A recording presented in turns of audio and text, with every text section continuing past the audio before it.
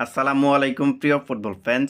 So লা লিগাতে বর্তমানে point টেবিলের ৩ নম্বরে থাকা রিয়াল মাদ্রিদের সামনে রয়েছে এই সিজনে আরও একটা ট্রফি ক্লেম করার সুযোগ।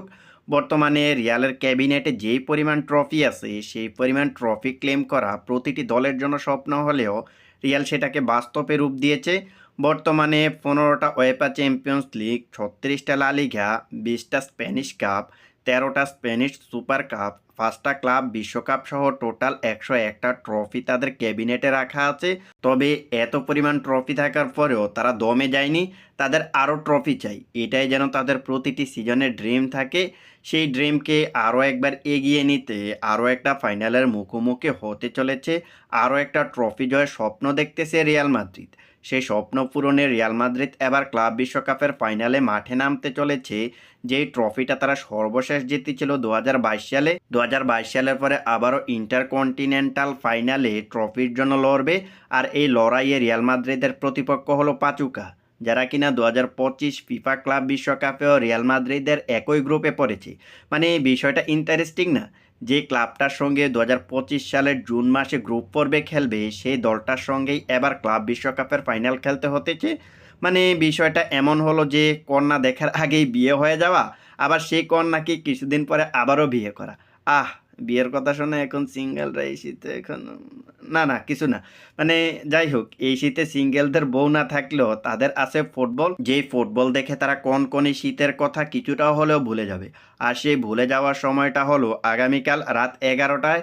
কারণ আগামীকাল রাত ১১টায় রিয়াল মাদ্রিদ ইন্টারকন্টিনেন্টাল কাপের ফাইনালে পাচুকার বিপক্ষে খেলতে নামবে। আর ম্যাচটা হবে কাতারের লুসাইল স্টেডিয়ামে, যে স্টেডিয়ামে ২০২২ বিশ্বকাপের ফাইনালে অনুষ্ঠিত হয়েছিল।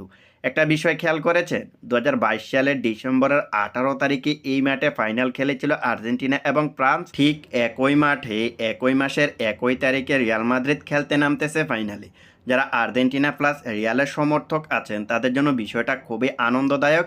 যাই হোক, এবার কন্টেন্টে ফোকাস করি। তো রিয়াল বনাম পাচুকার ফাইনাল ম্যাচটার জন্য মাদ্রিদের প্লেয়াররা অলরেডি কাতারে পৌঁছে গেছে, আর সেখানে তারা অনুশীলনও করতেছে। তো এখন আসি ম্যাচটা কিভাবে আপনারা দেখবেন। ম্যাচটা দেখানো হবে ব্যান্ড স্পোর্টস এবং ব্যান্ড স্পোর্টস এসপানোলে। এছাড়াও আপনারা আনঅফিসিয়ালি অ্যাপস দিয়ে ম্যাচটা দেখতে পারেন, যেমন live football TV, live football TV HD, live football TV HD stream, কোরা লাইভ, ইয়াল্লা শুট, এই টাইপের অ্যাপসগুলো দিয়ে ম্যাচটা দেখতে পারেন। এছাড়াও আপনারা ফেসবুকের সাহায্যে ম্যাচটা দেখতে পারেন। ম্যাচ শুরু হওয়ার একটু আগে ফেসবুকে গিয়ে Real Madrid versus পাচুকা live match today লিখে সার্চ দিলে আশা করি অনেক অনেক লিঙ্ক পেয়ে যাবেন। এই তো গেল ম্যাচটা দেখার লাইভ ইনফরমেশন। এবার আসি ম্যাচটা কেমন হতে পারে। দেখুন, ম্যাচটা কেমন হতে পারে সেটা বলা একটু টাফ, কারণ এখনও পর্যন্ত দুই দল একে অপরের কোনোদিন মুখোমুখি হয়নি। কেন হয়নি জানেন? এটার কারণ হলো পাচুকা একটি মেক্সিকান ক্লাব যারা ইউরোপের বাইরে, আর ইউরোপের বাইরের দল হওয়ার কারণে রিয়ালের সাথে তাদের চ্যাম্পিয়ন্স লিগ বা ইউরোপিয়ান কোনো কম্পিটিশনে মুখোমুখি হয় না। তাই এখনও দুই দল একে অপরের একটি ম্যাচও মুখোমুখি হয়নি। তাই দুই দল যেহেতু ফার্স্ট টাইমে একে অপরের মুখোমুখি হবে, সেজন্য ম্যাচটা সম্পর্কে তেমন ধারণা করা যাবে না। তবে এখানে চোখ বন্ধ করে সবাই রিয়ালকে এগিয়ে রাখবে তাতে কোনো সন্দেহ নেই। কারণ রিয়ালের স্কোয়াডে ভিনিসিয়াস জুনিয়র, বেলিংহাম, ভালভার্দে, রুডিগার্ড, রদ্রিগোর মতো প্লেয়ার রয়েছে।